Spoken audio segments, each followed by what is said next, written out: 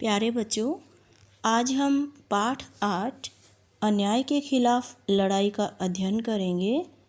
जैसा कि आप देख रहे हैं कि यह एक जीवनी है। तो बेटा, सबसे पहले आप यह जान लें कि जीवनी क्या होती है।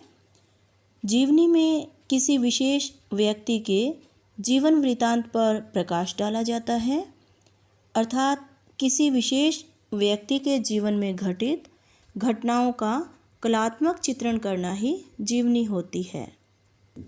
बच्चों, आइए पाठ आरंभ करने से पहले हम कुछ प्रश्नों पर नज़र डालते हैं। तो बताइए कि हमारा भारत देश कब आज़ाद हुआ था? सन 1947 में। और आज़ादी से पहले हम किसके अधीन थे? अंग्रेज़ों के। अंग्रेज़ भारतीयों के साथ कैसा व्यवहार करते थे? वे भारतीयों पर अत्याचार करते थे व उनके साथ दुर्व्यवहार करते थे और भारतीयों का शोषण भी करते थे। परंतु उस समय हमारे देश में कुछ लोग ऐसे भी थे जो अंग्रेज़ों द्वारा किए गए अत्याचार के विरुद्ध खड़े हुए। प्रस्तुत पाठ में आंध्र प्रदेश के कोया आदिवासियों के संघर्ष की गाथा है। बात सन 1922 की है, जब देश पर अंग्रेज़ों का शासन था। भारतीयों को तरह तरह के अत्याचार सहने पड़ते थे। इस अत्याचार का विरोध करने वालों में थे आंध्र प्रदेश के कोया आदिवासी व उनके नेता अल्लूरी श्रीराम राजू। बच्चों, इस विद्रोह का मुख्य कारण था जंगलों पर आदिवासियों के परंपरागत अधिकारों को ईस्ट इंडिया कंपनी यानी अंग्रेज़ों द्वारा समाप्त करना। देखिए बेटा, आंध्र के कोया आदिवासी घने जंगलों के बीच रहते थे और खेती के द्वारा ही अपनी आजीविका कमाते थे। और अंग्रेज़ों की योजना यह थी कि इन घने जंगलों और पहाड़ों को चीरती हुई सड़क बनवाई जाए, जैसा कि आप चित्र में देख रहे हैं।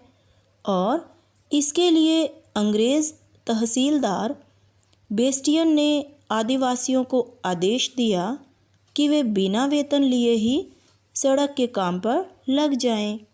बेचारे आदिवासी बिना विरोध किए अपमानित और क्रोधित होकर काम पर आने के लिए विवश थे। उन्हीं दिनों हुआ क्या कि एक साधु अल्लूरी श्रीराम राजू जंगल में आकर रहने लगे थे। वहाँ रहते रहते वह आदिवासियों से अच्छी तरह घुल मिल गए। लोग उन्हें अपनी हालत बताकर कष्ट से छुटकारा पाने का उपाय पूछते। श्रीराम राजू ने उन्हें अन्याय के आगे न झुकने और काम पर न जाने की राय दी।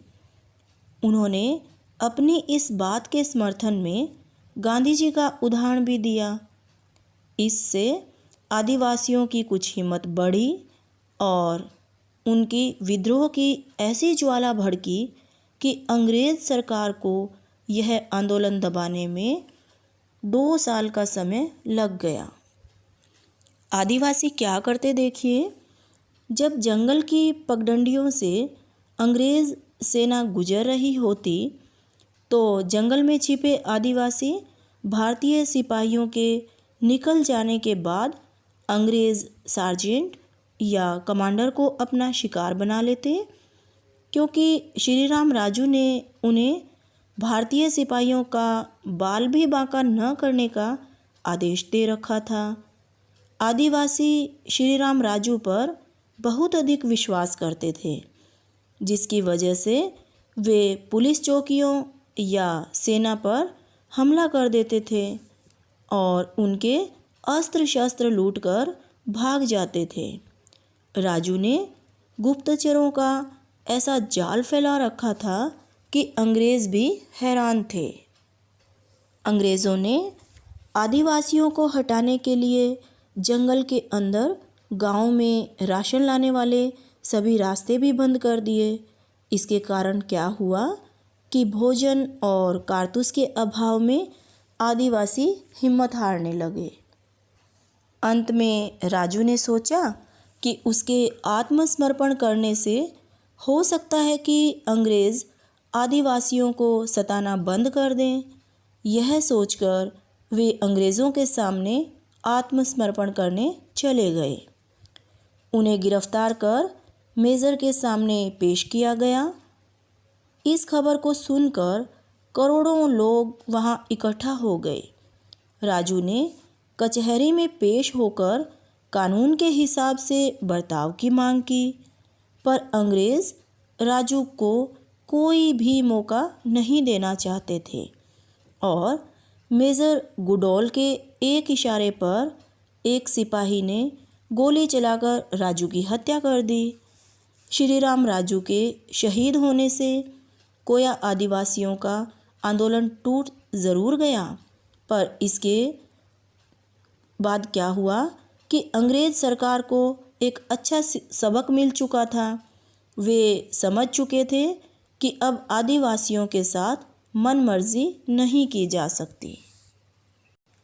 देखिए बेटा, कहानी, एकांकी, संस्मरण, चाहे कोई भी विधा हो, एक संदेश या शिक्षा अवश्य देती है। इसी प्रकार हमें इस पाठ से यह सीख मिलती है कि हम स्वाभिमानी बने, किसी का अन्याय सहन न करें, अन्याय के विरुद्ध हमेशा आवाज़ उठाएं, त्याग व बलिदान की भावना रखें व सच्चे देशभक्त बनकर अपने देश की सेवा करें। धन्यवाद। शुभ दिन।